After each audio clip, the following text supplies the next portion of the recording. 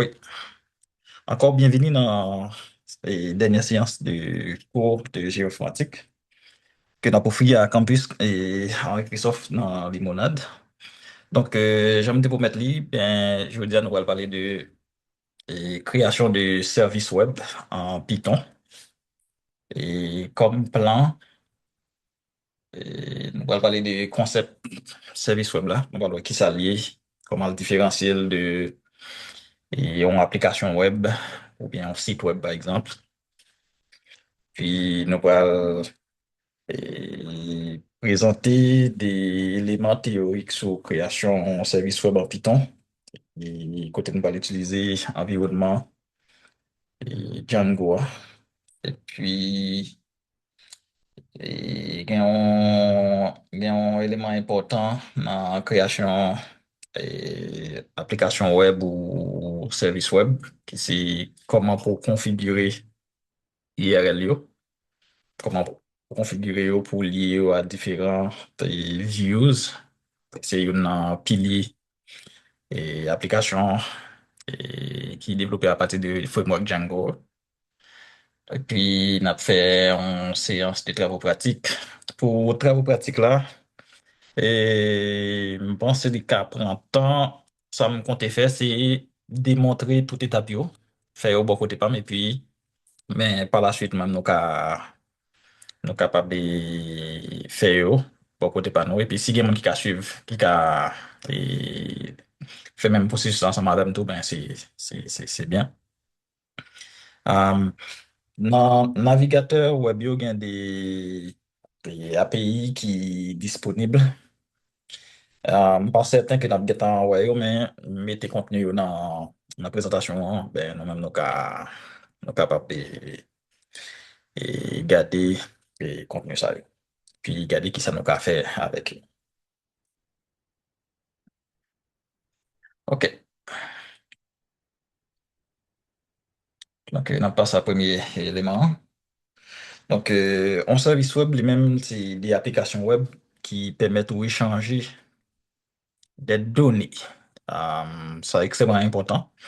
Au lieu que, par exemple, dans l'application Django, et côté moins afficher en page web, moins afficher en interface utilisateur, un service web lui-même lui permet moins seulement échanger données. Donc, car ouais, il y a un service web qui là pour le délivrer, par exemple, des fichiers de données, capable sous n'importe format, par exemple.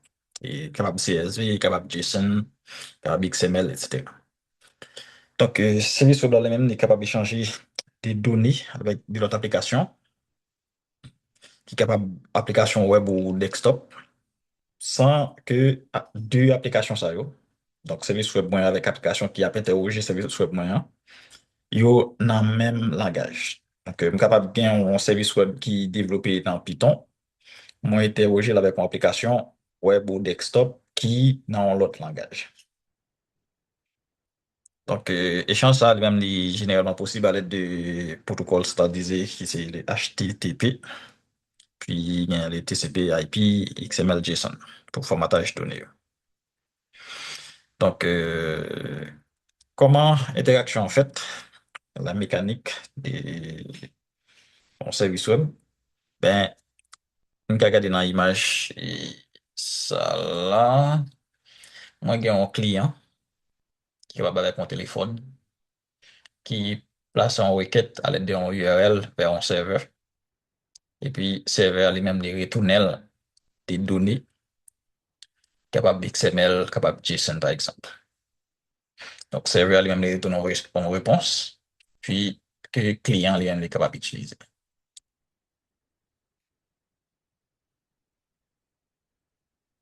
Donc, la requête est transmise au serveur qui la traite et délivre la réponse sous un format téléchargeable prédéfini. Donc, encore, ça revient à définition en fait, ça revient à et en phase que nous te mettons sous données, ben, un service web, il est là pour le transmettre des données, des contenus qui téléchargeables. Donc, Et dans requête m'a placé vers serveur ça. Donc, à partir des URL que m'a utilisé pour m'interroger service web moyen. Donc, si service web moyen offre données dans différents formats, donc, moi, qu'à aussi spécifier dans URL moyen qui format que j'ai besoin. Donc, en fait, il y a principalement deux architectures qu'on utilisées pour développer des services web. Première, c'est ça nous relais REST, Representational State Transfer. Et puis, deuxièmement, les plus compliqués, bien, c'est ça qui relait Simple Object Access Protocol. Ben, un troisième, qui c'est les Google Remote Procedure Call. Euh, mais on service web comme ça, que ça permet de faire, c'est surtout, par exemple, au capable de un serveur, au capable d'un service web qui permet de exécuter des fonctions qui implémentées sous serveur ça. Par exemple, on est capable de un service web qui permet que moi déclencher, par exemple, un modèle sous serveur. Donc, ça fait partie des catégories que nous les remote procedure, call là.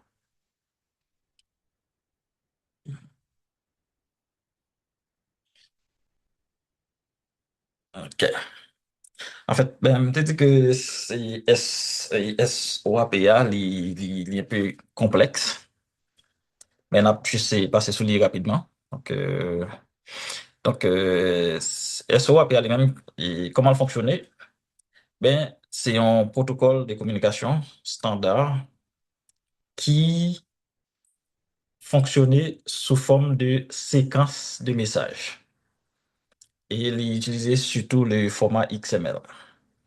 Donc, c'est un protocole que Microsoft développait.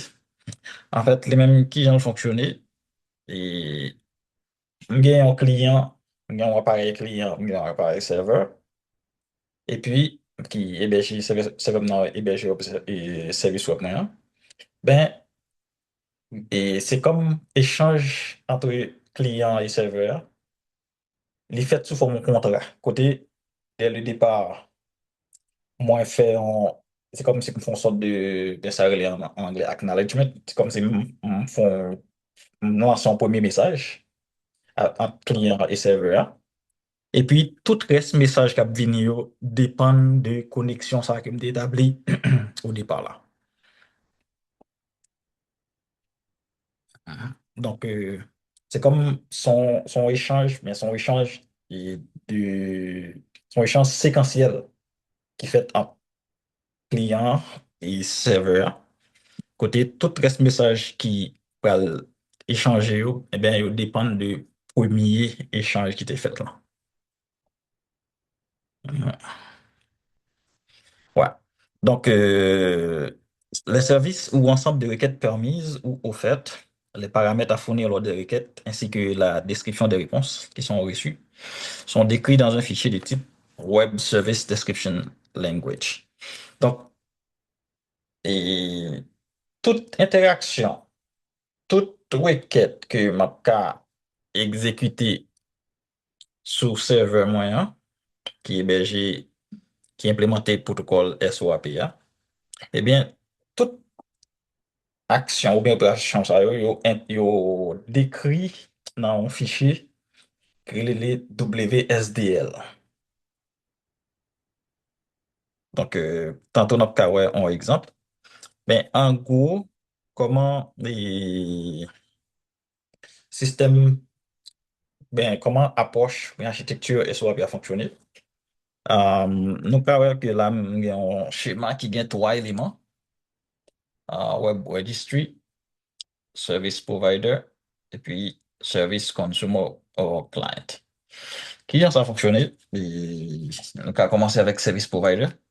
Et comme Service Provider, c'est les mêmes qui créent service web là, ou bien qui créent serveur qui permettent que un client capable d'interagir avec. Mais serveur, ça lui-même, il a une adresse et serveur ça, souvent, on pas qu'à accéder directement. Puis, ben, dans le réseau, à tout, on a plusieurs autres serveurs. Donc, qui ça a fait? Et ils ont développé ça, créé une sorte de catalogue, qui c'est Web Service Registry. Côté tout fournisseur de données, ça, yo, ouais, tout le monde qui héberge base de données, qui offre service web là, ils ont enregistré yo avec un catalogue. Ils ont inscrit dans un catalogue, côté, par exemple, défini qui ça, et- qui ça URL ou bien adresse et serveur yo a ye. Puis bah, on sait des autres métadonnées sous.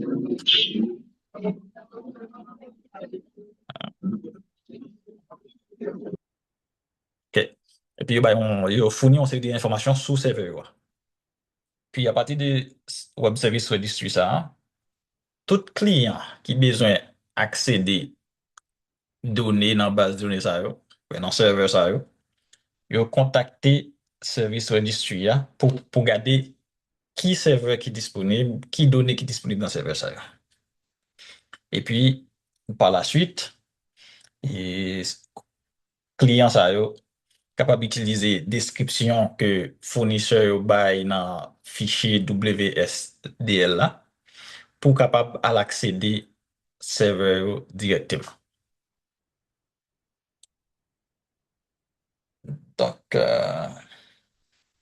Donc, fichier WSDL là-même, c'est manuel d'utilisation de service web là. Donc, tout ça service web là qu'a fait en termes d'opération, eh bien, tout doit être décrit dans fichier WSDL là. Donc, là, on a besoin qui opération ou qu'a fait, qui format message, yo, adresse URL pour transmettre requête, yo, et puis qui protocole que ou qu'a utiliser pour accéder à serveur ça. Ben, là, ça m'a passé sur les rapidement. Ça, c'est un exemple de fichier WSDL. Là-dedans, par exemple, nous avons des noms d'opérations comme getSite, getSiteInfo, getSiteInfo Object. GetSite, par exemple, c'est une fonction côté les interroger, les retourner information sur un site. Par exemple, et dans le dernier devoir que nous avons fait, dans le dernier terme pratique que nous avons fait, nous avons remarqué que, eh bien, nous avons des capteurs que nous stockés dans la base de données.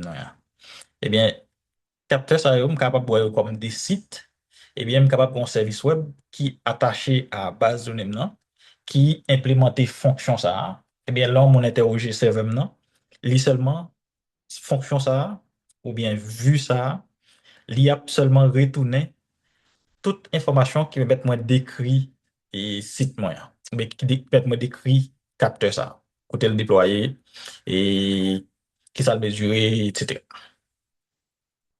Et puis dans le même fichier WSDL là, ben là-dedans nous avons une adresse pour accéder serveur à tout.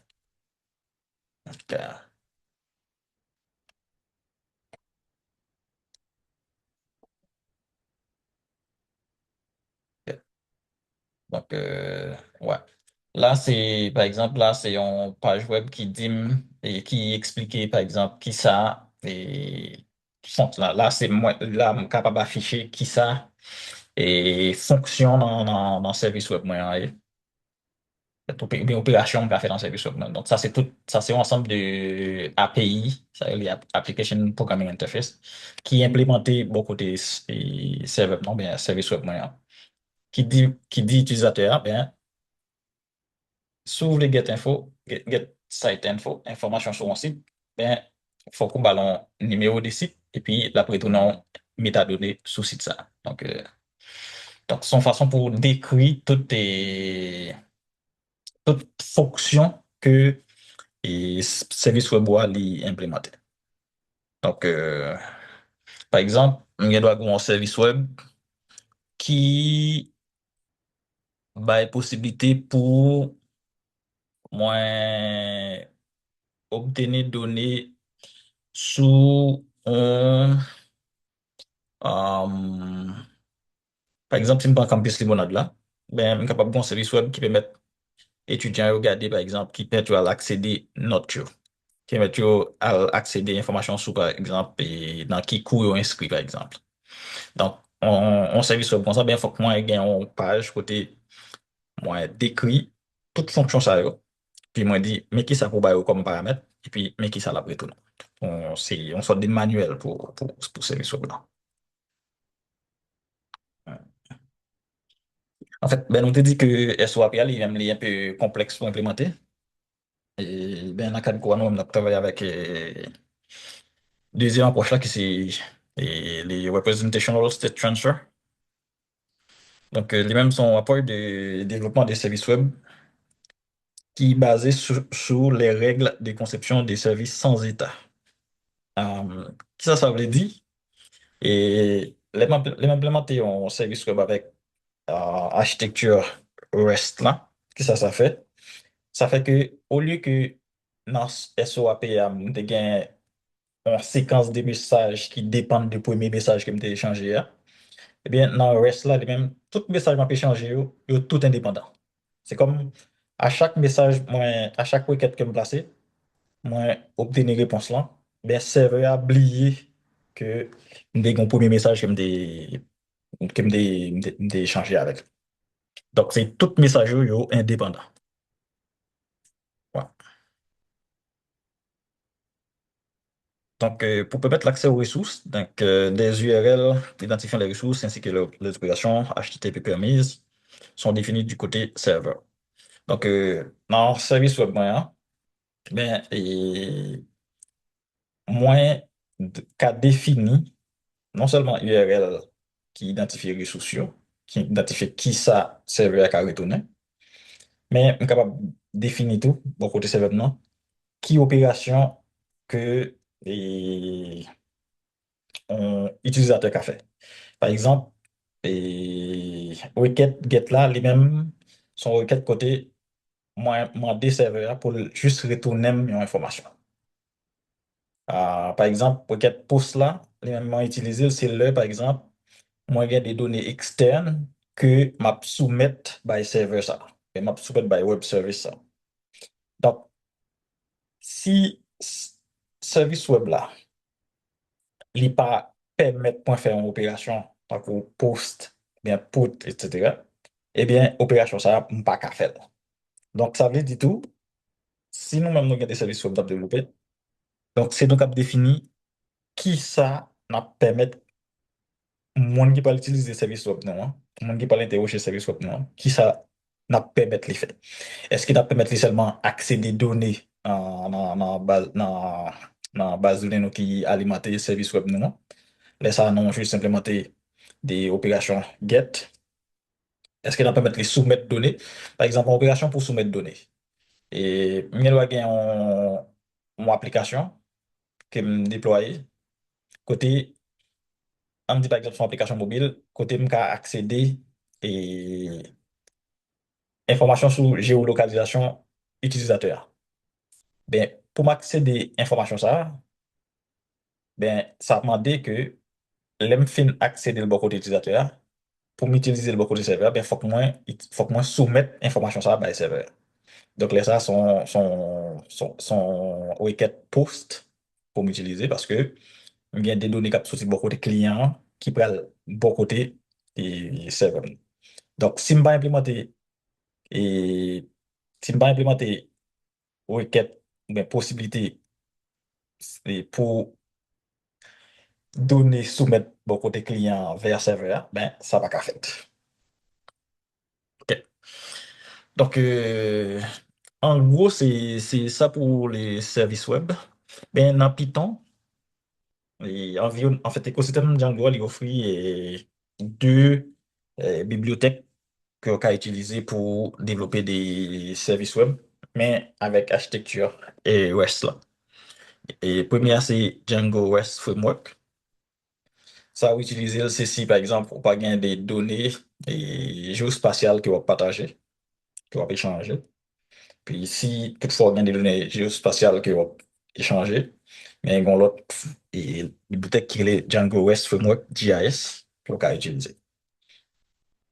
Donc, il y en a pas à noter, c'est que malgré et bibliothèque ça porté non Django, mais on capable d'utiliser yo avec ou bien sans une application Django. Donc, pour installer l'application ça, en fait, bibliothèque ça, donc c'est pip install Django REST Framework, puis pip install Django REST Framework JS. Um, ok, est-ce que y a des questions jusqu'à présent? Si on a une question, juste ouvrir le micro et puis poser. Après, il y a une autre question. Sinon, est-ce que c'est clair?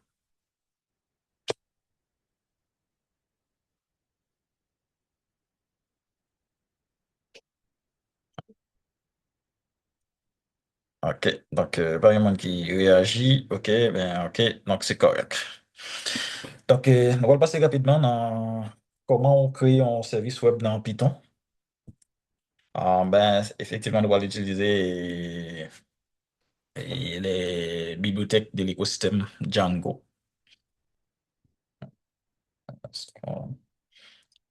OK. Donc, pour créer un service web Django, donc, il y a plusieurs étapes pour le faire. Euh, C'est comme, en fait, pas vraiment un point de départ, mais ça dépend ça va dépendre de l'utilisateur et des développeurs. Mais essentiellement, il y a quatre éléments.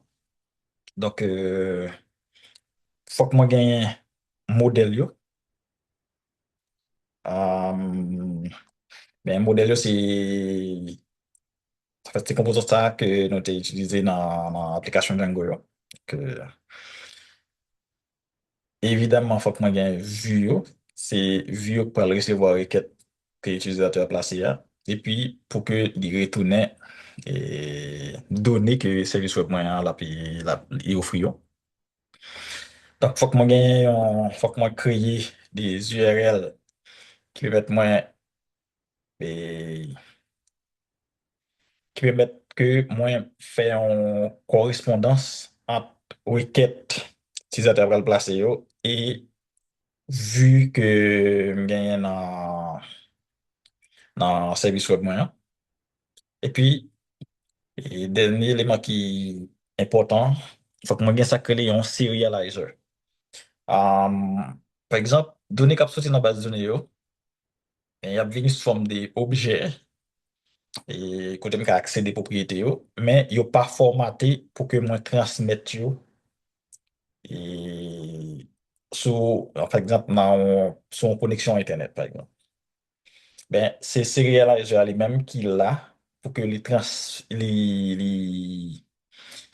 transformer données qui sont dans le modèle là, bien dans la base de données, hein, dans un format qui que moi capable de retourner by client.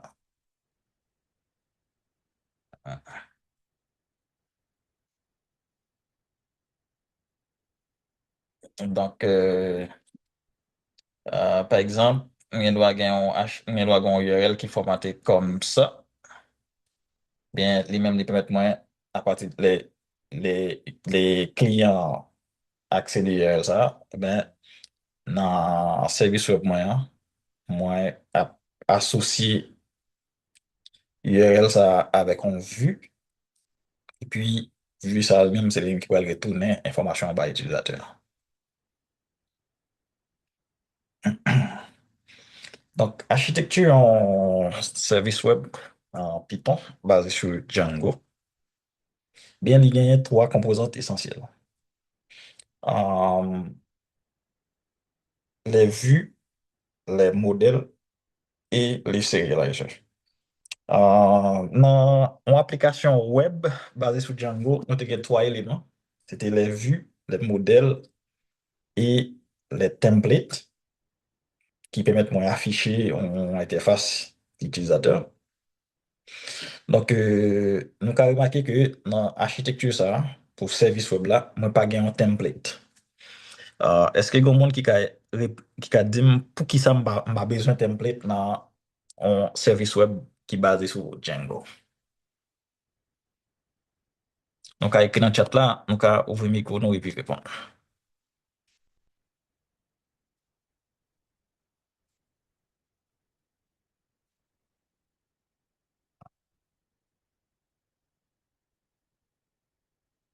Donc, n'importe moun ka repon.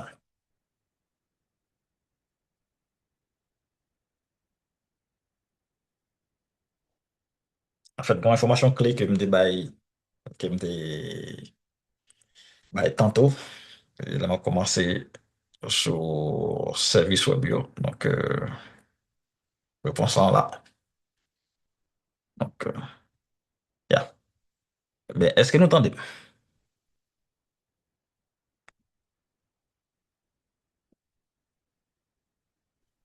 Oui, professeur. Oui. Ok. Et ben, me pose une question, me demande pour qui ça, m'pa dans architecture, un service web qui basé sur Django, m'pa gen un template. M'pa gen un composant template là. Pour quelle raison?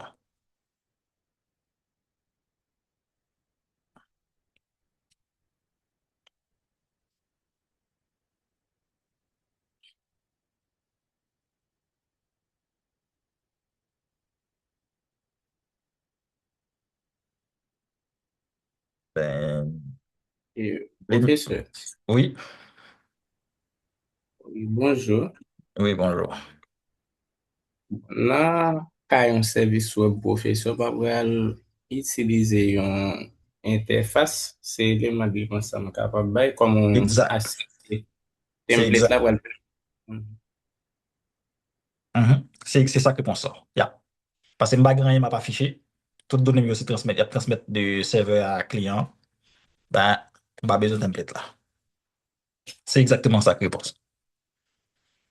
Ok, donc serializer même yo, rôle yo permettent de convertir des structures de données complexes, composées de données issues d'un ou plusieurs modèles de Django en format facilement consommable comme JSON ou XML. Et serializer le même rôle li, c'est convertir données qui sont dans base de données, nan, et dans modèle nan, sur un format que client nan même capable de consommer. Donc, ça arrive que c'est JSON, il est capable bon XML ou autre. OK. OK. Donc, pour me créer un service web, là, je vais présenter un exemple que nous sommes capables d'exécuter avec Jupyter Notebook. Tantôt, je me dit que ben, Django REST Framework, nous sommes capables d'utiliser avec ou sans une application Django. Mais inconvénient qui est dans ça, c'est si m'utiliser son application Django, bien sans modèle Django, serializer nan qui peut transformer données nan en format qui consommable, eh bien, moi obligé redéfinir tout champ qui dans classe qui est en fait faut que moi obligé redéfinir tout champ qui dans classe côté données mieux qui en fait qui parle en fait tout champ qui dans classe qui correspondent à données m'bral manipuler yo, eh bien, faut que moi redéfinis champ ça yo dans serializer. Donc ça c'est un exemple. Et comme ça, comme t'es bien là. OK, un exemple ça, on va exécuter là. Par exemple, bien, ben, tout d'abord, il faut que moi installer la bibliothèque Django REST Framework là. Installer. Et puis, moi importer module serializer. euh,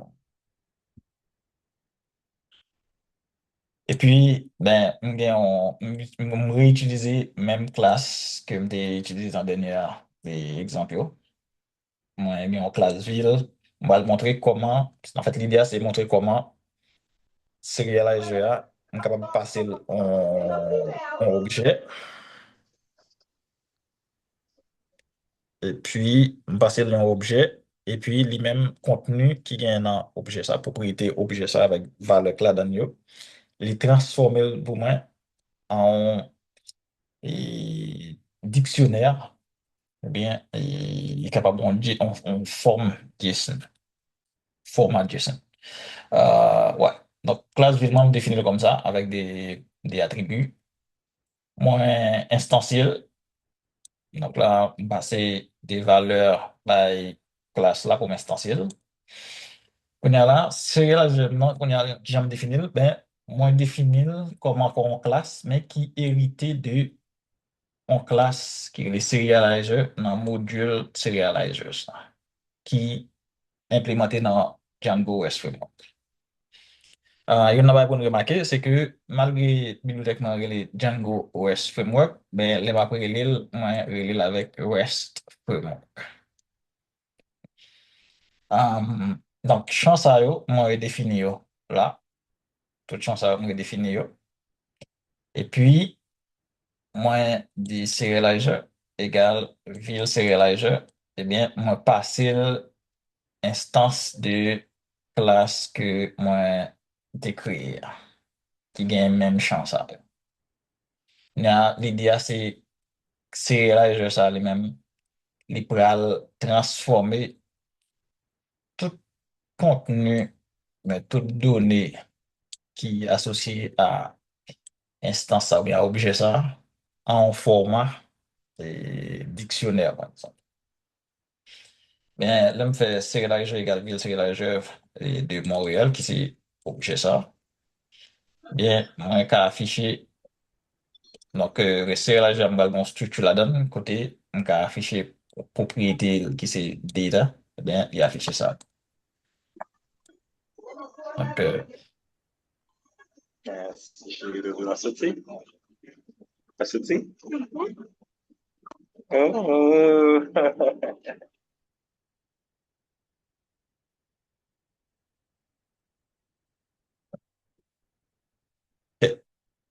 ok. Donc, nous remarquons qui ça bien qui est affiché là, ça c'est le résultat.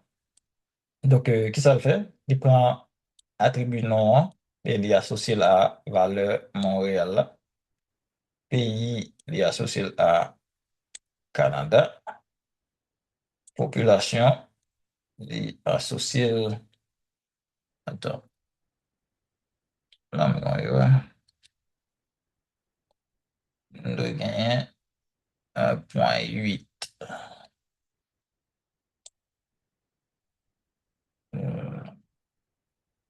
Ouais, donc ça c'est bon. Est-ce que c'est... Regardez. Ah, ok. Mais ce qui s'est passé, c'est que population est définie comme entier, ben, les transformer population en entier. Ben, ça me définir comme un float field. Ok. Donc, il doit afficher 1,8. Mais c'est quoi? Mais l'idée, c'est montrer nous comment serializer lui-même, capable de transformer un objet en format et qui c'est par exemple un dictionnaire. Si par exemple nous voulons que serializer là de transformer données là en XML, en format XML, ben faut que moi t'ai implémenté processus pour transformer et donner ça, bien objet ça en XML. Mais par défaut, REST Framework là, il convertit données yo en format et dictionnaire, bien que nous capable de transformer sous format JSON. Donc, c'est comme ça. Donc là, nous avons un exemple côté, moi utiliser Django REST Framework là, sans gagner une application Django. Donc, prochaine étape là, c'est comment on va utiliser Django REST Framework, excusez-moi, avec une application Django.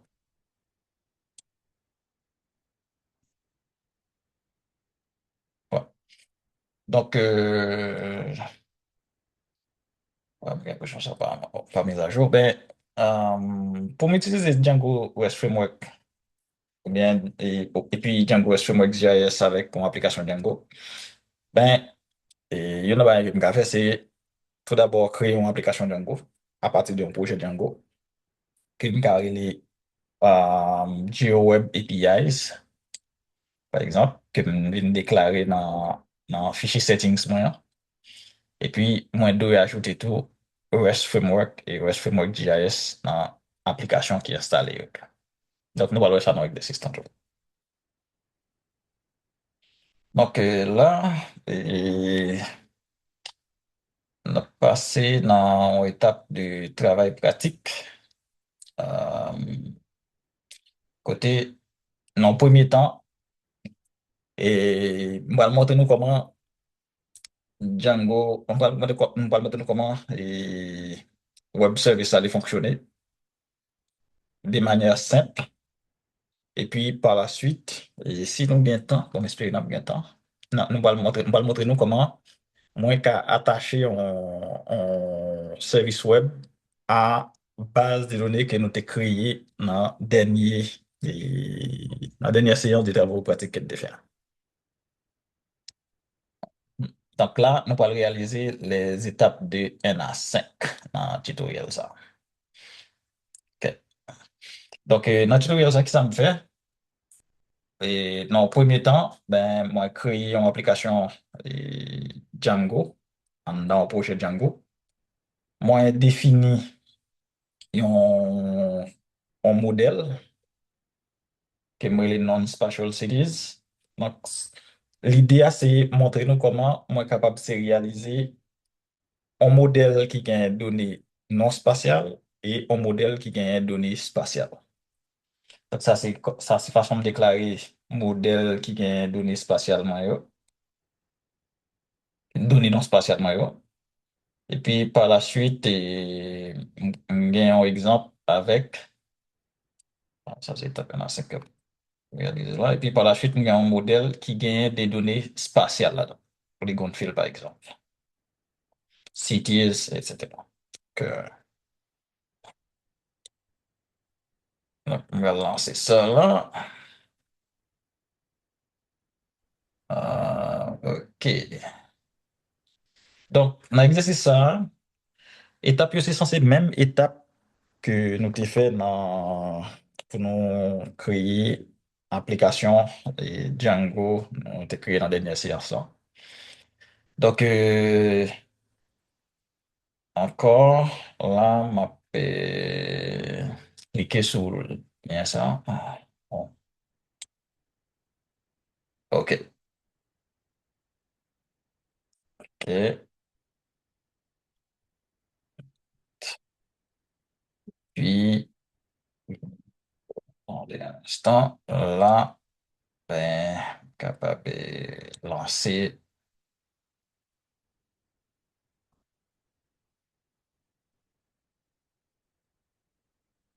OK. Donc, ça, là, pour un petit temps pour les afficher. Donc, over 24K. Donc, on attend que les fins affichées. Après ça, pour nous poursuivre. OK.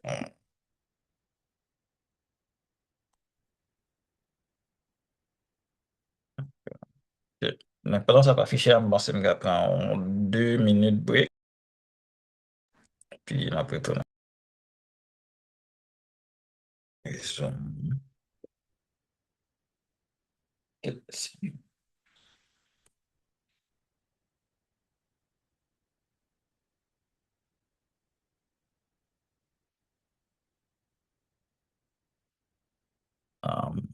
Est-ce que quelqu'un nous qui a essayé de faire exercice là ensemble avec?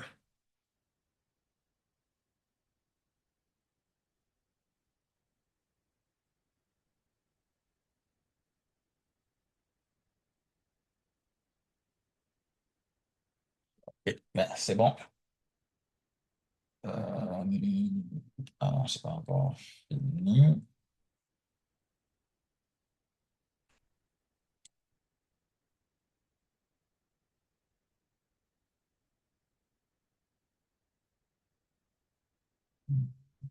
Ah, Wow, bon, il y avait quelque chose qui n'a pas fonctionné. Est-ce que ça devrait être la branche API front-end? On-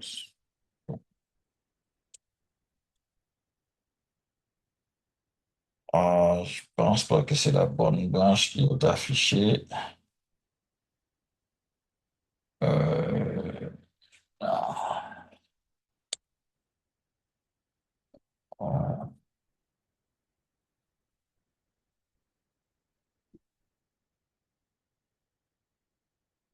non, c'est pas la bonne branche qui est affichée. Ok, ben, on peut l'afficher. C'est API front-end, comme de l'afficher. Donc, laisse-moi voir. On a besoin de choisir bon branche là. OK. Ah, ça doit connaître là. OK. Ouais, arrivé ici. Euh,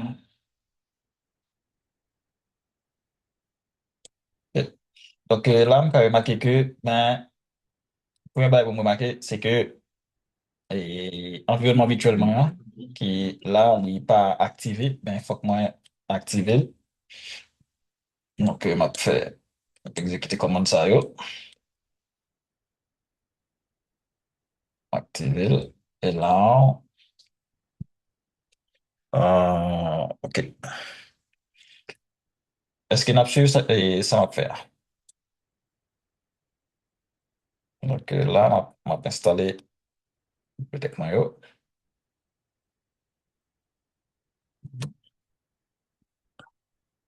Est-ce qu'il y a une chiffre? OK, très bien. Donc c'est censé même, c'est censé des étapes qui sont similaires à ça qu'on a fait et dernier Mario. Donc, parce que qu'on a là, on va créer euh,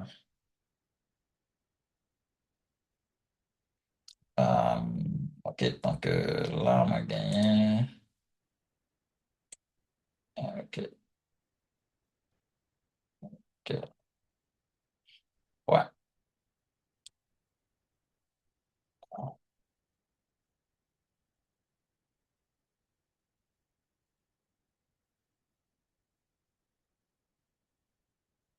Donc, il y a quelque chose qui a changé. Ah, OK, c'est bon. OK, donc, OK, c'est pas encore terminé.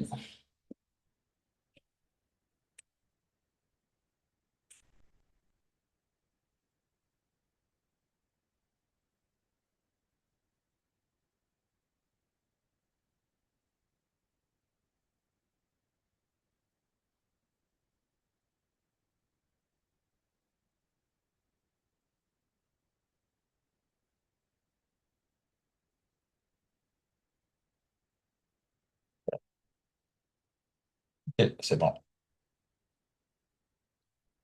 OK, donc là, on va le faire Python migrate.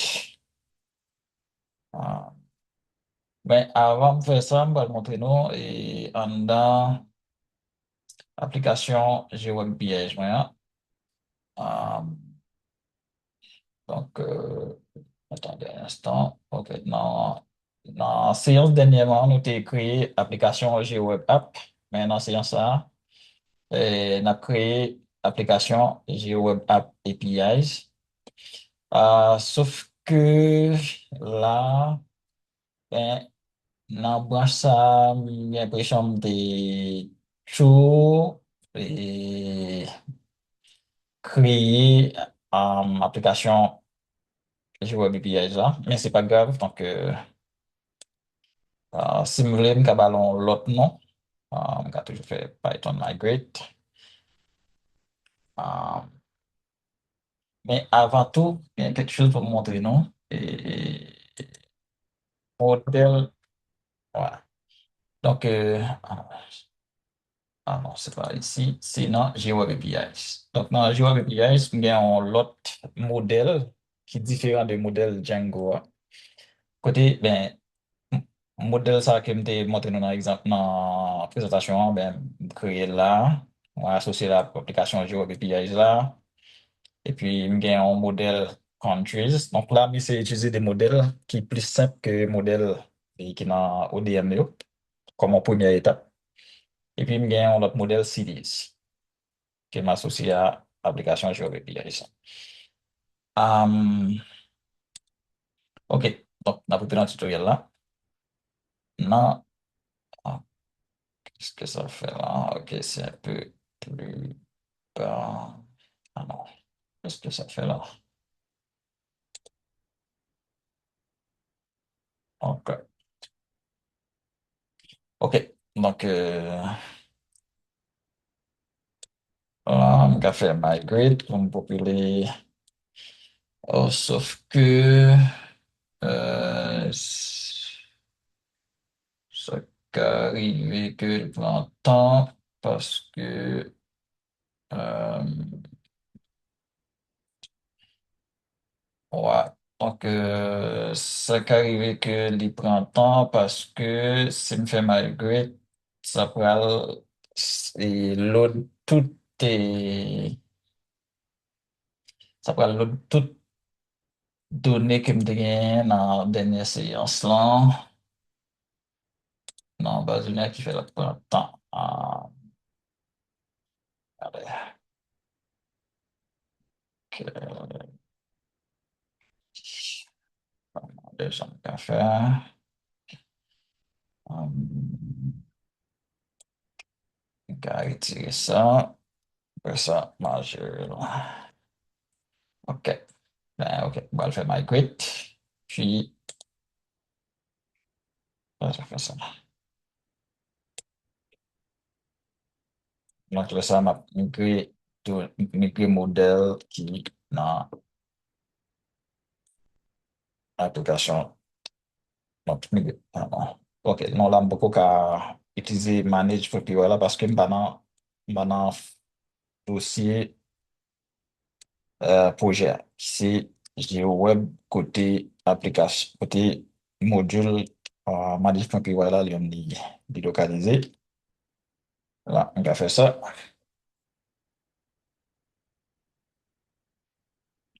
Non. Donc, on va faire ça, les références. OK.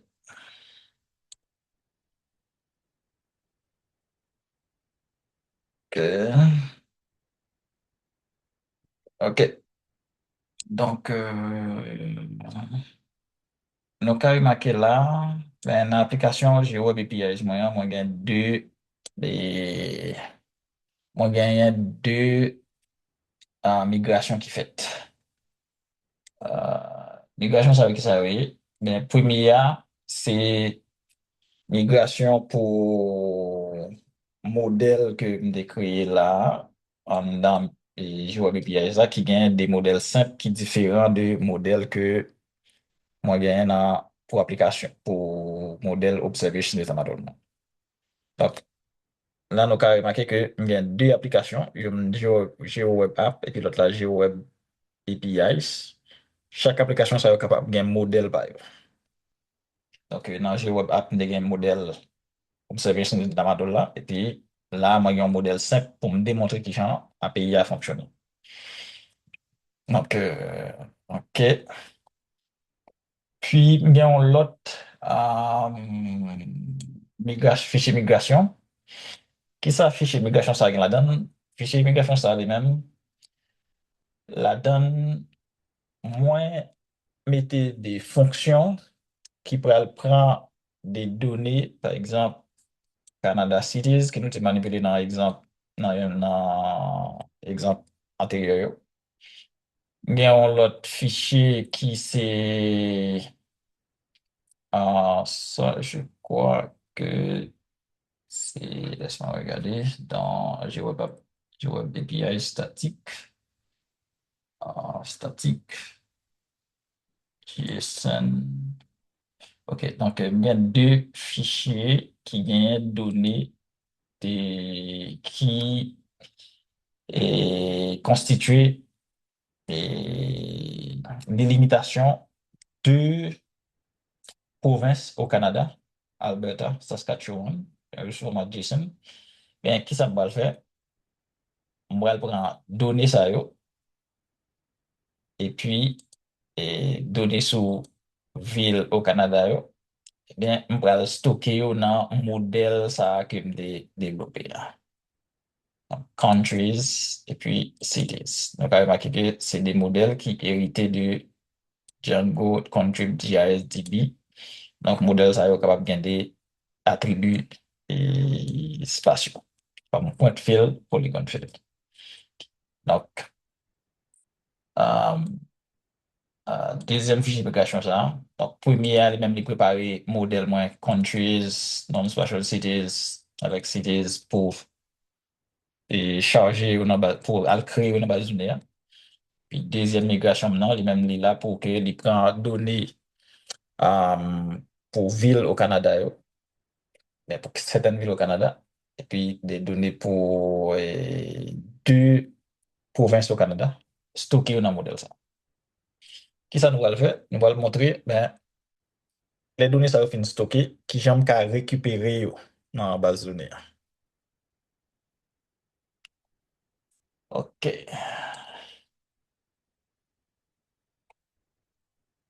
On va faire ça. OK.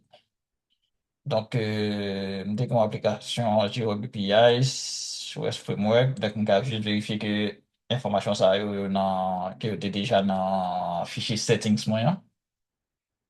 Euh, fichier settings moyen, c'est un projet.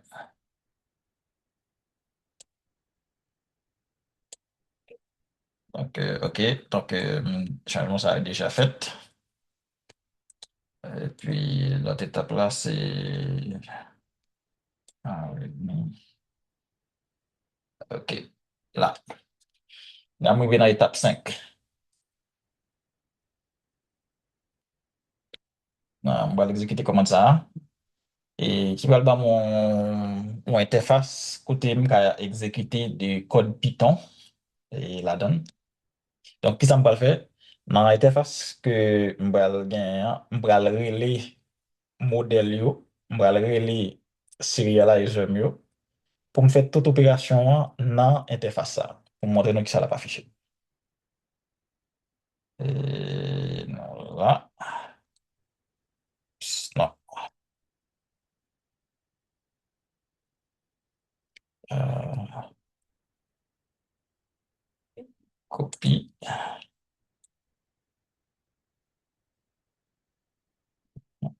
OK. Là, qu'on est là, on va commencer à exécuter le code Python. Donc là, modèle ça me là, c'est modèle que me déclaré dans l'application GeoWeb API. Là, qui là, on fait même ça, fait ça. Non. Ouais, là, les non-spatial cities, bien c'est lui-même qui me déclaré là. OK. Hein.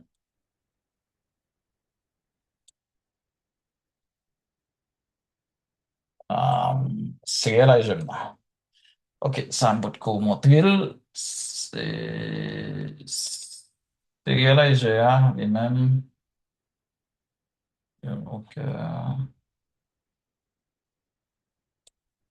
attendez.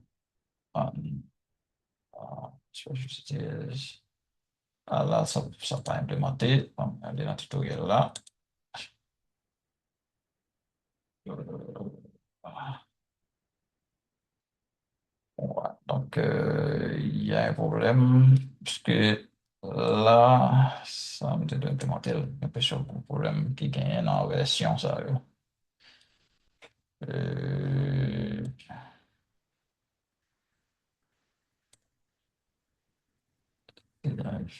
on va regarder ça.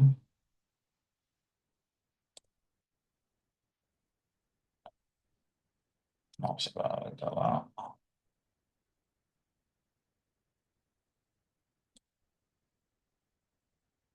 C'est là, donc, ça manquait. Est-ce que tutoriel ça de l'autre côté? Ah, on va regarder. Est-ce qu'il me dit bien là, toi? OK. Donc, ça, m'a fait, m'apprend et capable de copier code ça qui c'est serializer dans fichier serializer. Exit présentation. Et ça, il peut ajouter dans eh, code. Là, faut que je vienne là pour m'ajouter. OK. Serializers, OK. Même vérité de moteur serializer. Non-spatial cities, OK. Donc, bien ça. Qui ça me doit mettre encore? Quand je cherche ce modèle-là. OK, je vais tout profiter, mettre serializer pour dire l'autre modèle. Moi, yo. Je me suis dit, OK, ça, c'est bon. OK, on va mettre serializer mieux là. OK, OK. Donc, bien serializer mieux qu'il là. Et puis, puisque yo là, on a un cas importer. Là, on va importer ça. So, non. OK, donc là, c'est correct. Là, je vais instancier et modèle moyen avec des données. Euh, hmm, Ces données, ça va qu'on a la transformer. Euh, mhm. Et puis, on va faire serializer pour data. Donc, nous remarquons ça, son exemple que me fait avec un modèle Django. Application Django, peut-être qu'il y a un modèle qui va dedans. Donc, qui ça va maintenant faire? Ben, là, il y a un modèle, pas besoin redéclarer et attributs qui dans la classe que je vais serialiser. Donc, seulement je vais serialiser, mais qui champ pour que les considérer, par exemple. C'est ici. Um, OK. Donc, étape ça est censé fait déjà. Peut-être d'avoir créé bon, non, ça, OK.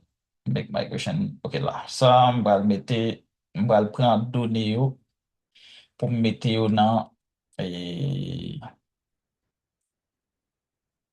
make migrations. OK, ça, étape ça fait déjà parce que une migration me faite. Et là, on va faire ça pour me capable de... Regardez, ça. Migration, ça a été fait. Ouais, migration, ça a été fait déjà. Yeah. Donc, migration, ça a été fait déjà. Partie, ça a fait déjà. Euh, OK. Partie, on va faire qu'on y a là, c'est donner ça. Là, par exemple, ça, OK. Nous utilisons un modèle et que Impression point ouais. Euh, Modèle que je gagne là, non-spatial citizen. Attendez un instant. OK. Donc, modèle ça me gagne là. Et oui, m'utiliser moins instantiel, mais moins pas utiliser données qui sortent dans la base de données. Là. Donc, qu'est-ce que ça me va le faire? Je vais le faire un exemple qu'on y a là. Prochain exemple là, c'est un exemple toujours dans shell là, avec données qui sortent dans la base de données. Donc, ça, c'est des codes que nous mettons dans le fichier migration, ça là. Donc, ça exécute déjà depuis le départ. Qu'on est là, on va le prendre. Euh, OK, yeah. Qu'on est là, ça, on va le faire. On va le travailler avec des données qui peuvent sortir dans la base de données. Par exemple, tantôt, nous te c'est dans shell là que moi t'ai instancié modèle moyen, mais qu'on est là, on travaille avec des données qui sortent direct dans la base de données.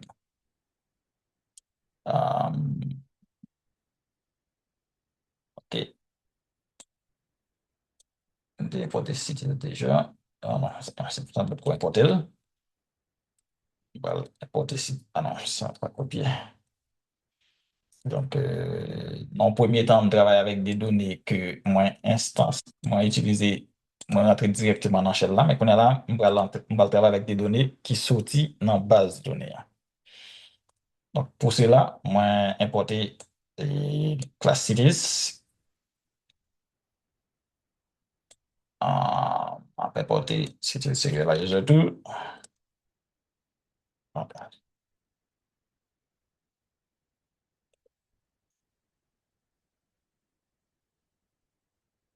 Puis, on peut importer JSON response parce que nous allons transformer réponse ça en format JSON.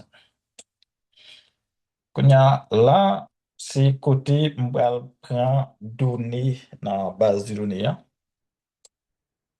Donc, qui ça va le faire? Ben, ça va le faire en sorte que dans table cities moyen, on va récupérer toutes données, mais on prend 20 premières valeurs, juste pour me réduire la quantité de données que je pas affiché.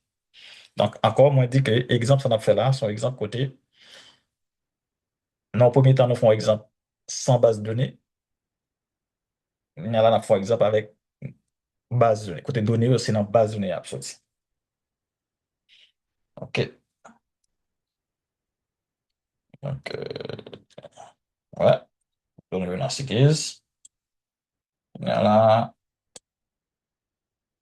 moi, pour aller passer valeur ça by serializer là. Et puis, dans le premier temps, je vais afficher données pour moi qui ça ressemble. Donc là, nous avons données yo formaté sur sur l'autre format.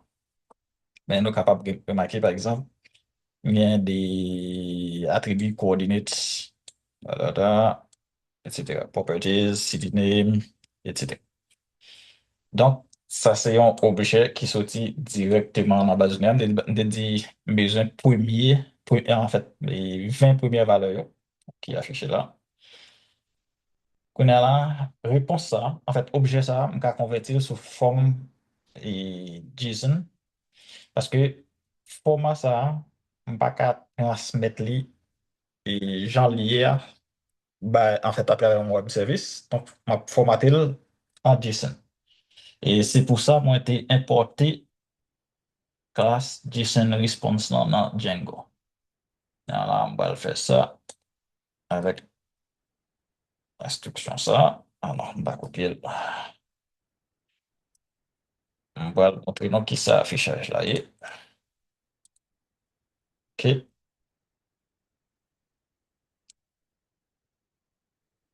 Donc, ouais. Nous avons remarqué que bien. Et bon, on va montrer ça. Donc là, il y a deux formats. Donc, ces formats, ça lui-même, c'est format JSON là que je vais transmettre à travers et service web moyen. Donc, là, nous remarquons que avec service web moyen, moins qu'à prendre données dans une base de données. Ben, dans le premier temps, il faut que je stocke, il faut que je crée un modèle là. On utilise migration pour stocker données dans la base de données, hein. Et puis, avec le modèle là, je vais chercher données, yo. Une fois que je finis de données ça, yo, moi, transformer, yo. Donc, je sérialiser, yo. Puis, me convertir sous format JSON. Donc, ça, c'est quelque chose que je suis capable, si on m'interroge et service web moyen, ben ça c'est des données que je suis capable de retourner par exemple. OK.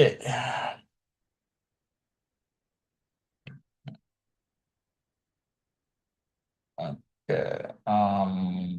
pour étape 10 là, et nous allons faire ça après, parce que dans l'étape 10 là, ben, nous allons travailler surtout avec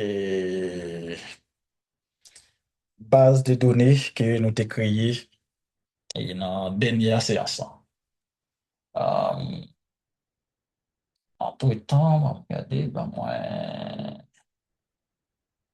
en tout temps, on va recharger données ça dans la base de données là, pour que je vais aller exécuter l'exercice là. C'est dans migration 8, quelque chose qui m'était commenté là. Ah, ok. Là, on fait exécuter, on va faire exit. Ok.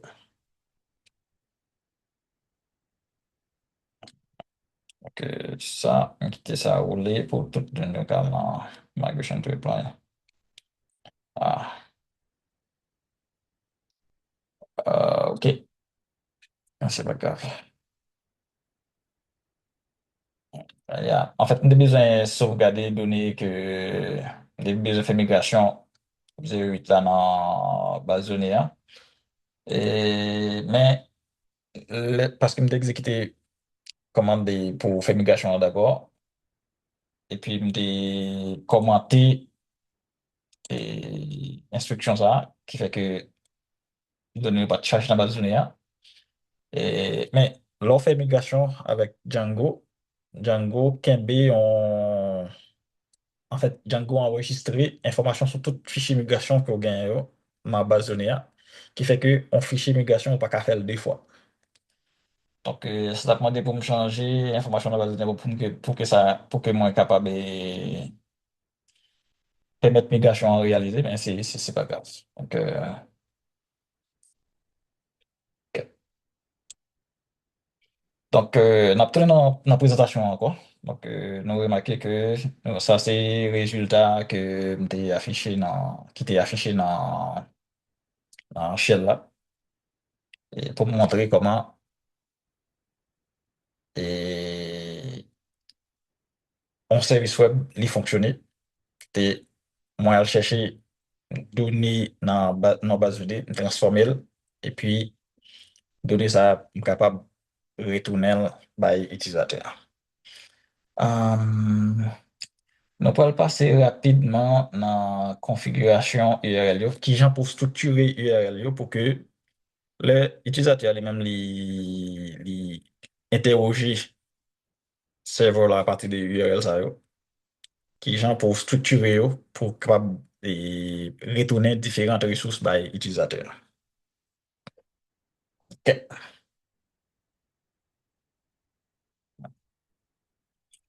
Donc ouais, en fait, et pour configurer URL yo, donc on a besoin d'une structure qui est claire et avant tout, faut que nous pensions URL yo comme en structure et hiérarchique, par exemple.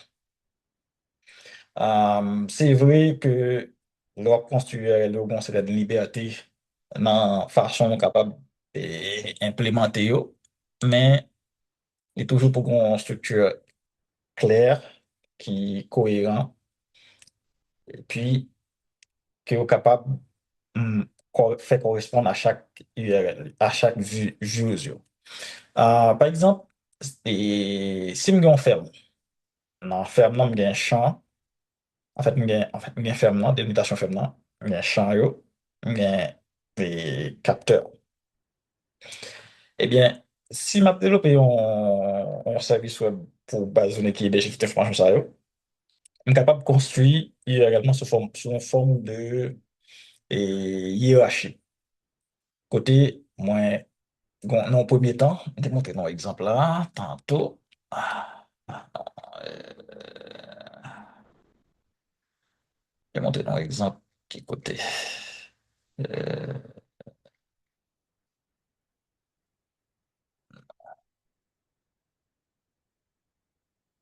ok, ici là. Donc là, on a remarqué que là, on commence à structurer URL. Là, on dit c'est API. Et puis là, on dit c'est form. Pour première partie qui c'est API, farm, puisque dans ferme moyen, en fait, système de ferme moyen, je considère comme une structure hiérarchique qui gagne ferme, champ, capteur. Eh bien, je suis capable de structurer réellement pour me dire, dans le premier temps, pour me commencer avec ferme. Après ça, je suis capable de l'autre partie côté me dit c'est champ ou bien field. Et puis après ça, je vais dire sensor par exemple. Ou bien sensors et puis sensor par exemple. Parce que ça, ce que ça va me faire, ça va me faire en sorte que, eh bien, si on fait, on est capable de gagner plusieurs capteurs. Donc, dans le niveau ça, on peut ça chercher, on peut retourner l'information pour tout capteur.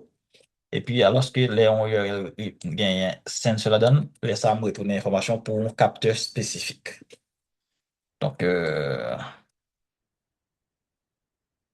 ça, c'est une façon comment nous avons structurer URL. Euh, OK. Donc, il y a une chose pour nous faire, c'est que chaque URL, vous devez associer à une fonction vue dans l'application Django. Et puis, qu'après tout, on répond par l'utilisateur. Ouais. Donc, un URL-conf, c'est un module Python central dans Django. Dans l'application nous fait, dans l'exemple nous fait, nous avons remarqué que il y a toujours un fichier URL, par exemple. Là, OK. Là, OK. Donc, non, j'ai web app, deux, j'ai web app, c'est pour OK. URL. OK. Donc, nous remarquons que, ben, dans l'application, dans le niveau au projet, il y a un URL. Et puis, dans le niveau application, on a un URL. On va voir comment ça a fonctionné. Donc, c'est dans le fichier ça, dans le fichier urls.py là, côté, c'est là m'a défini et correspondance à URL moi, bien adresse web moi, bien adresse ressource moi, avec vue qui doit répondre lorsque URL ça li interroger.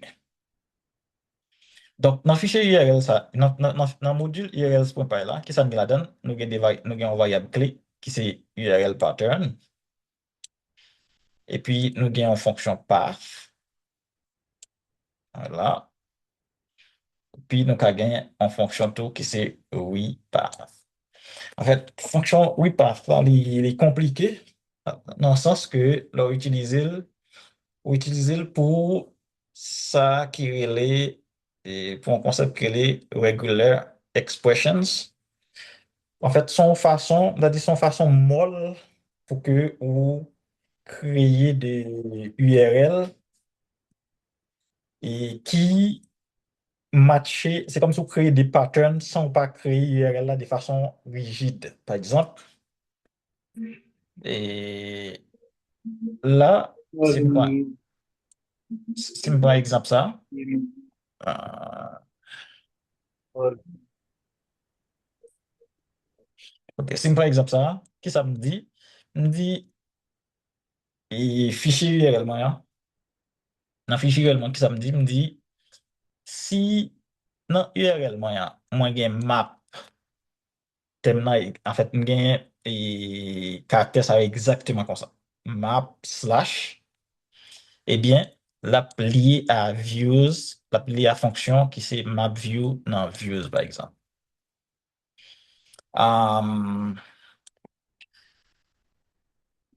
Qu'a dit tout, en fait, l'autre bas, qu'a fait avec dans le fichier, dans le niveau et projet, c'est là côté première rentrée ou fait. Non, allez, non, URL, là.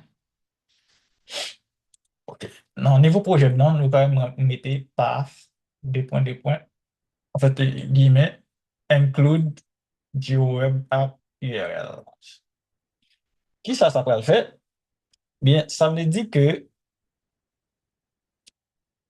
si URL qui rentre là, c'est racine les URL qui est associé à serveur, non? Par exemple, on URL racine, par exemple, c'est capable google.com et gmail.com, par exemple, sans baguette des l'autre séquences de parties dans URL. On dit li inclut GeoWeb App URLs. Qui ça va le faire? Donc, depuis li matché URL racine, non? Donc, il peut transmettre requête ça à, c'est comme s'il transfère requête ça à URL qui dans GeoWeb App là. URL qui dans GeoWeb App là, qui s'allie, ouais, ici, moins, euh, ici là. Donc, qu'on y a là, si m toujours gagné URL racine, non? Eh bien, moi, dire matcher à main view. Bon, regardez, est-ce que ça a implémenté? Main view, OK. Donc, ça, sont view que moi écrit là. Donc, c'est comme si on dit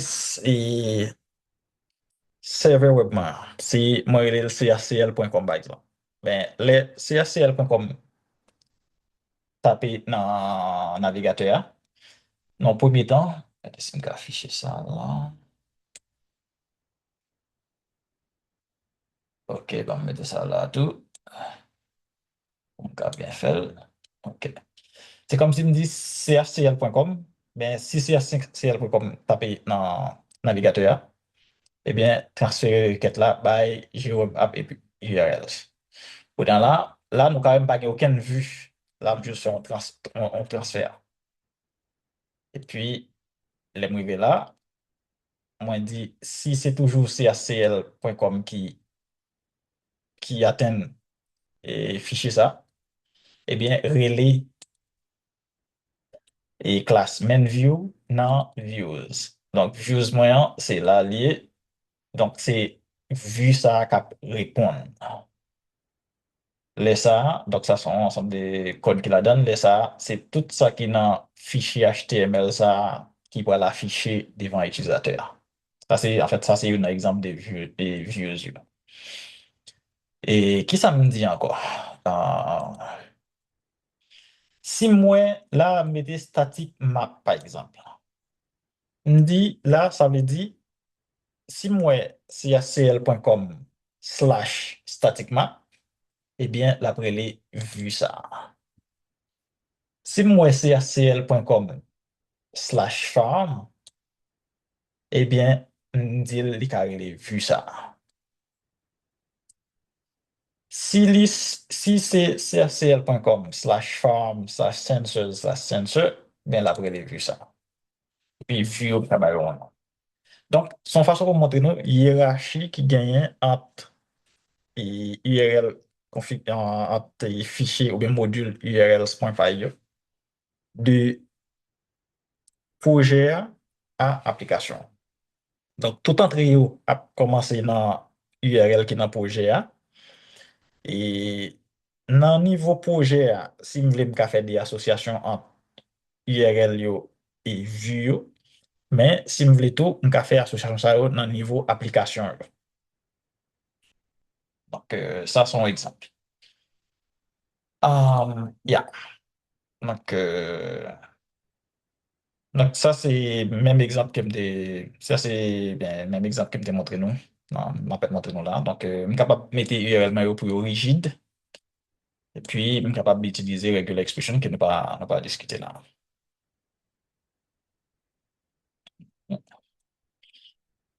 Les processus de résolution d'une URL suivent un ordre précis et déterministe à chaque requête. Donc, comme je dit, ben, premièrement, identifier votre URL conflant. Donc, c'est par exemple crcl.com ou et, est capable de localhost ou bien 127.00, etc.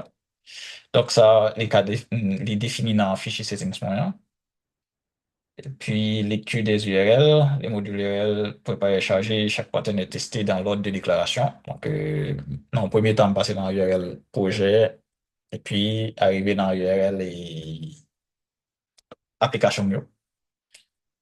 Puis, donc, correspondance qui fait en fait, Django, lui-même, lui, automatiquement fait correspondance entre URL yo et vue yo, et à partir de fichier configuration URL yo. Et puis, si gen yon URL qui interroge et puis pas gen vue qui est associé avec elle, ben, et Django va automatiquement retourner un message d'erreur de 404. OK. Donc, tantôt, on t'a dit que nous sommes capables de configurer URL yo pour yo rigide, mais nous sommes capables de configurer tout pour nous rendre yo dynamique. Dans URL, yo, nous sommes capables de spécifier que on bloc capable de nous capable de spécifier qui type de données qui est associé avec elle.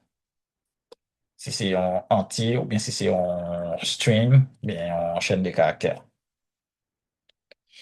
Euh, Par exemple, pour même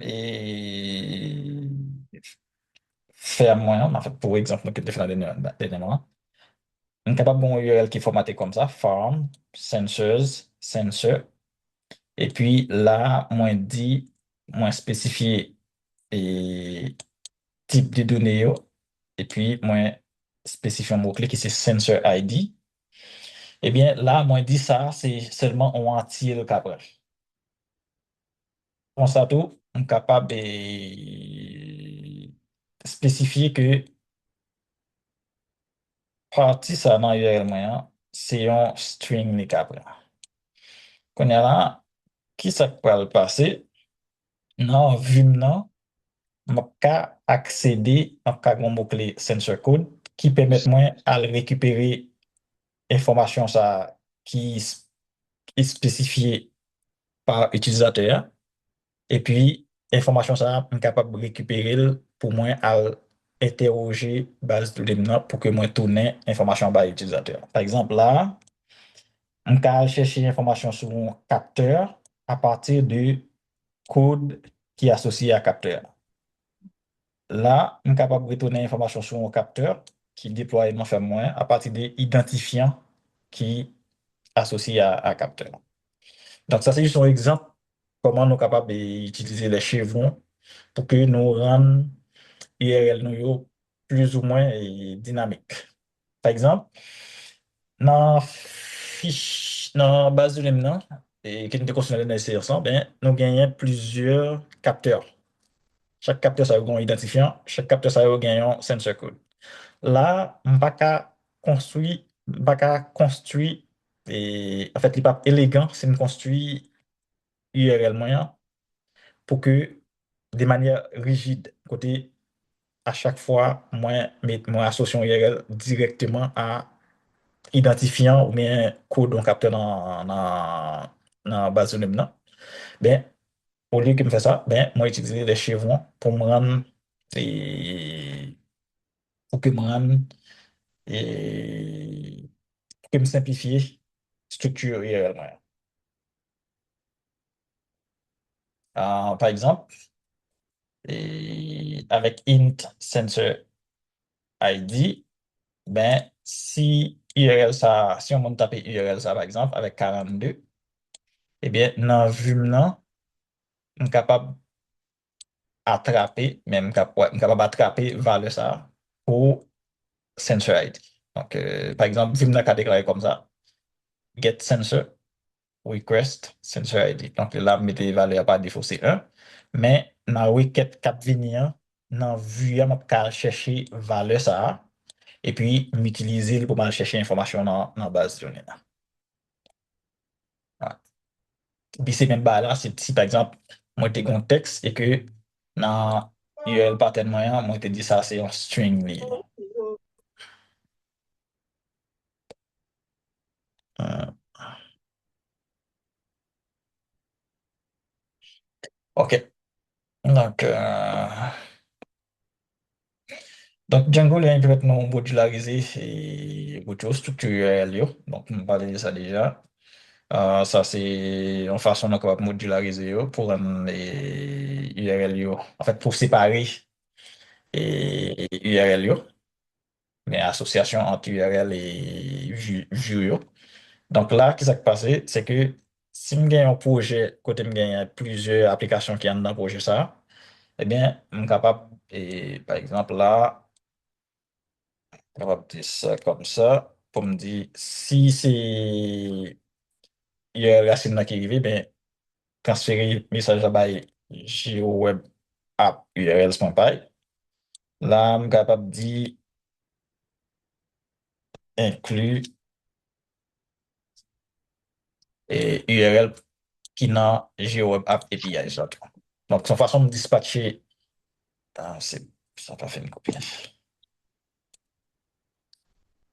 Donc, son façon pour me dispatcher, URL qui arrive là, on transmettre les bails toute application yo, et puis et Django lui-même, il peut faire décodage là, côté, il peut regarder, mais OK, suivant la structure URL là, mais qui vu qui doit répondre.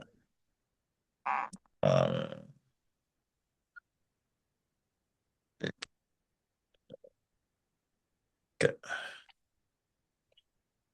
OK. Donc, OK. Il y a une chose qui est intéressant, c'est que URL yo, on est capable de bailler un nom, m'associer un nom, non, ça faut que est unique. Et il y a une chose que je fait, c'est que dans, en fait, il y a une chose que je fait, le bail URL yo un nom, c'est que si je travaille avec une application web, ben, non URL ça, je suis capable d'identifier, je suis capable d'utiliser dans fichier HTML, dans template moyen. Et puis Django a automatiquement qu'à associer URL ça avec et en fait Django a automatiquement qu'à associer URL là avec non li dans le fichier HTML maintenant. Donc par exemple là, on dit euh, URL pattern ça c'est un nom sensor dans niveau fichier URL moyen. Et bien dans niveau template là, on est capable d'utiliser tag ça, bien Django a automatiquement qu'à connaître ben c'est URL ça que moi relais ou bien me référencer.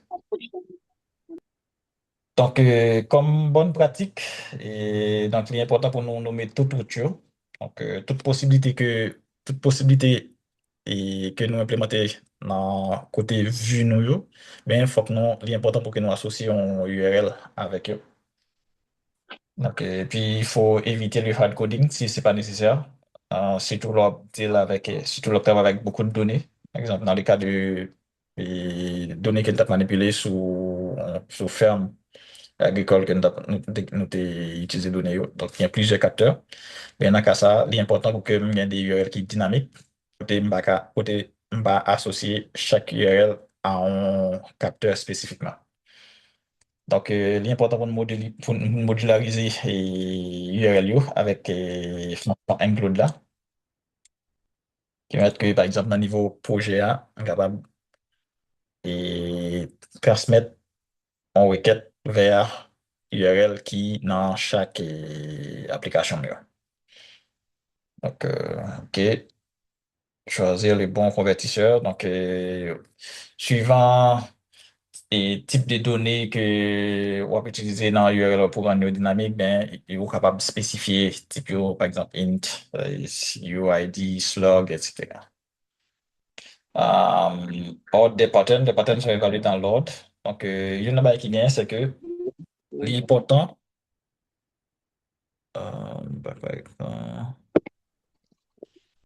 attendez un instant. Par exemple, Jean-Bélisé dit me pas ouais écran. Je pense que c'est peut-être bon côté pour seulement Jean-Bélisé.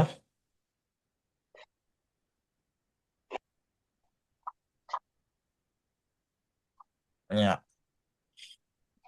Donc, il est important Right? pour que nous mettions URL, yo, nous ordonner URL. Yo. Why internet Donc, jump release? Internet about it. I'm about it too. euh, euh, ok. Donc, qui ça veut dire pour nous ordonner URL nous yo? On va retourner dans l'exemple ça qui côté. OK, là. Là, nous remarquons que URL qui est plus générique, yo, bien, on commence avec URL racine yo, d'abord, en premier temps, et puis, moins continuer avec URL qui est plus spécifique. Yo. Donc, ça, c'est structure pour nous adopter, parce que URL yo évalué dans l'ordre que yo spécifié dans variable URL pattern. Ça. Donc, on commence avec ça qui est plus générique là, donc URL racine non. Après ça, moi, continuer vers ça qui est plus spécifique. Là. Par exemple, ça, lui-même, c'est URL racine non slash map, URL racine slash admin.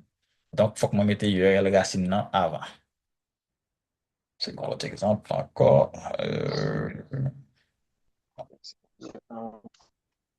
OK, c'est bon. C'est bon comme ça. Bon, il fait 10h18.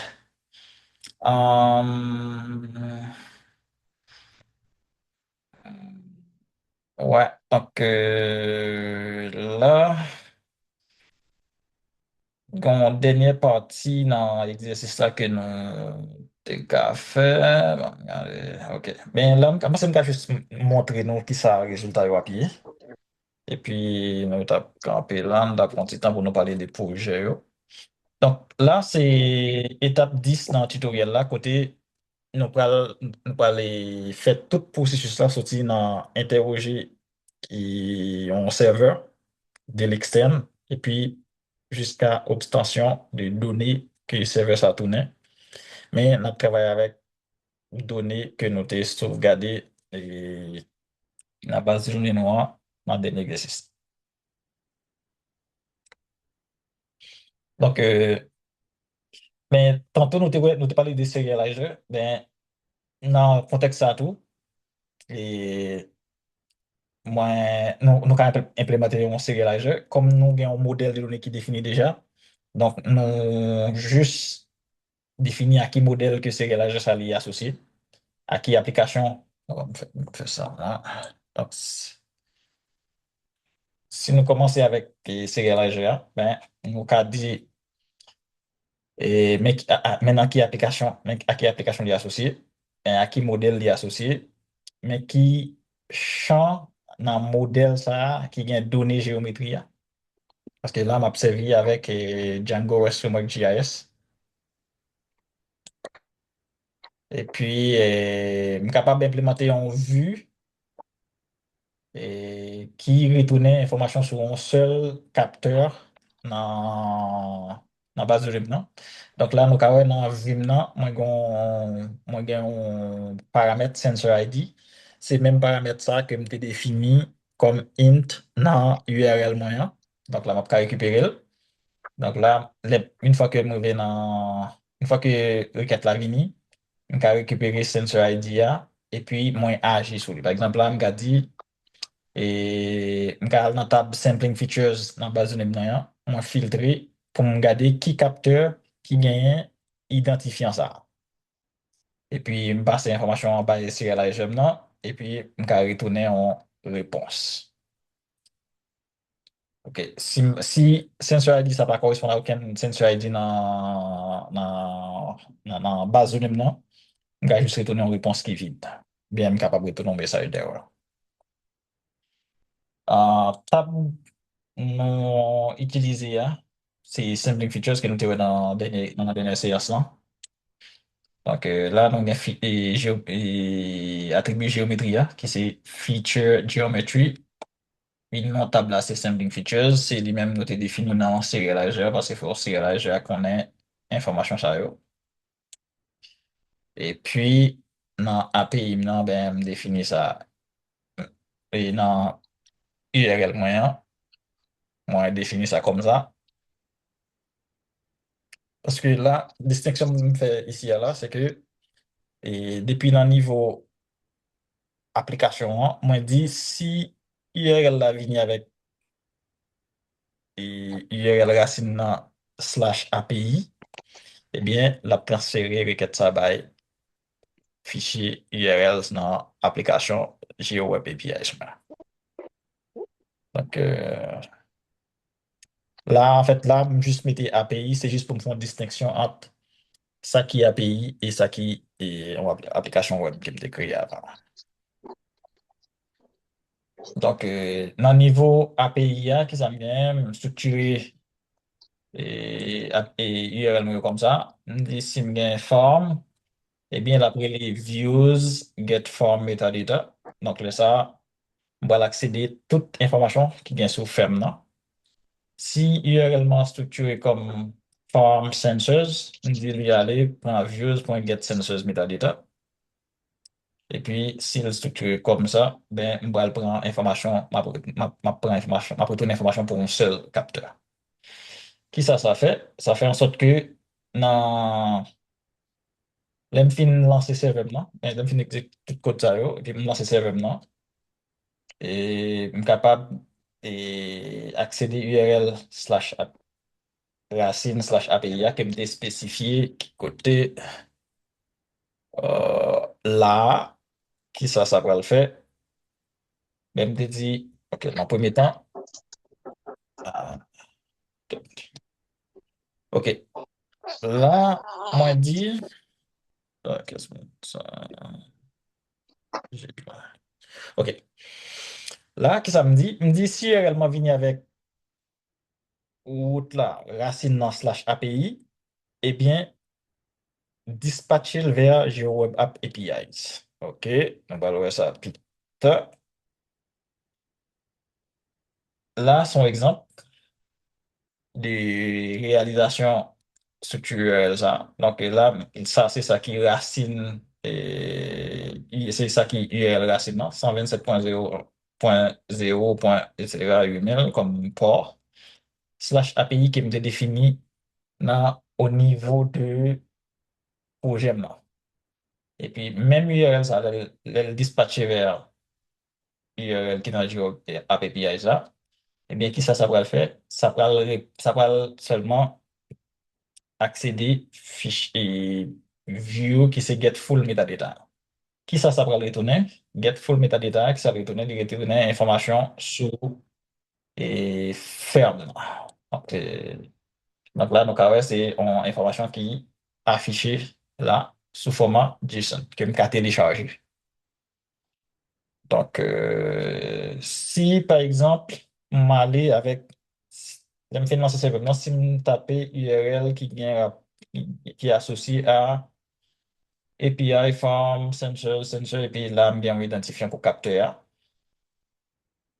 qui c'est URL ça. Donc là, il va donner information pour un seul capteur. Donc là, je vais afficher information pour capteur ça, par exemple, bien code li, et description, etc. Et donc, c'est ça.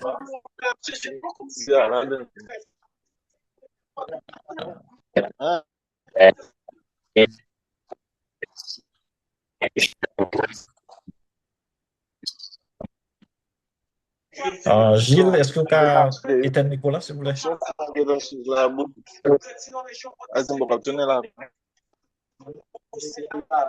Gilles, est-ce que vous pouvez fermer le micro, s'il vous plaît? Yo, ça va bon? OK. Donc, autre chose que je fait, ben, même information ça qui est affichée dans le navigateur, que je téléchargé sous forme de JSON, ben, je suis capable, à l'aide d'une application externe à serveur, accéder.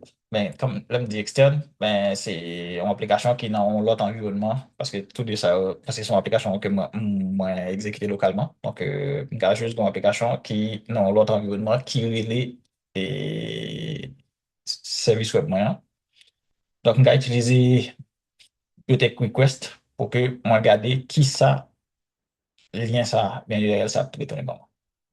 Donc, ça, sont par exemple exécuter, par exemple, dans Jupyter Notebook, puis, ben, il retourner toute l'information là, qui sortit encore dans la base de données là. Donc, ben, je pense que camper là. Et s'il y a des questions, nous pouvons poser soit dans le groupe et WhatsApp là. Et puis, ouais, soit dans le groupe WhatsApp là, ou bien peut-être par courriel tout. Voilà. Et puis, au besoin, nous sommes capables de faire un rendez-vous pour que nous discuter en plus. Euh, pour